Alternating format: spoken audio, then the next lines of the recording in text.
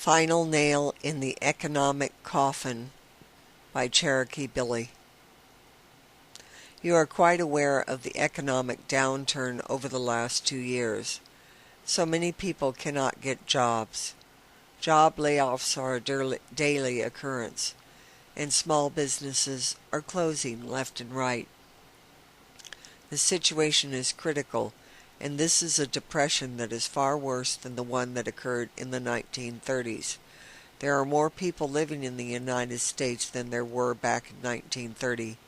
Less work, and the average person has huge credit debt.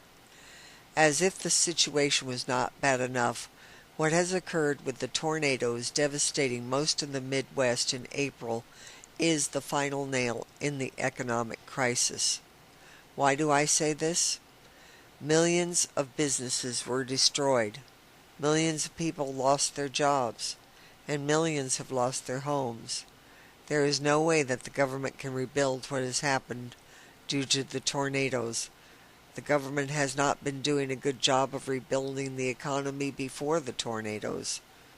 Now the farmers are unable to plant crops because of the massive flooding due to the excessive rain during the tornadoes and also the ice melting from the severe winter storms.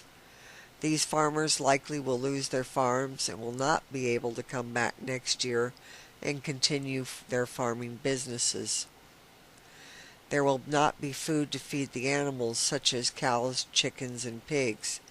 This is going to bring about food shortages not just for the United States, but for many other countries that the United States supplies food to. It is time to start thinking about what can be done to help the United States recover from the effects of the tornadoes along with the already crippled economy. For the average person, there is not a lot that they can do, and especially for those who have lost so much during the tornadoes. This country needs leadership that addresses the critical situation and starts focusing on this country and its immediate need instead of wasting billions of dollars a day in wars, when that money can go to rebuild the country and help the millions of people who have been left devastated.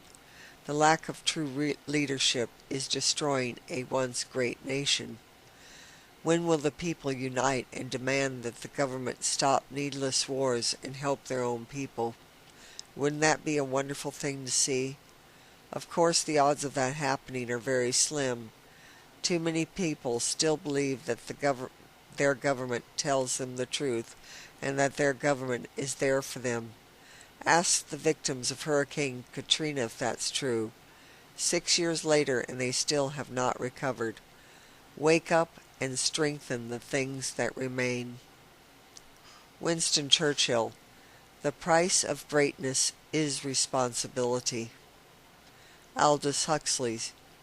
Facts do not cease to exist because they are ignored. This is Cherokee Billie. Thank you for listening, and God help America.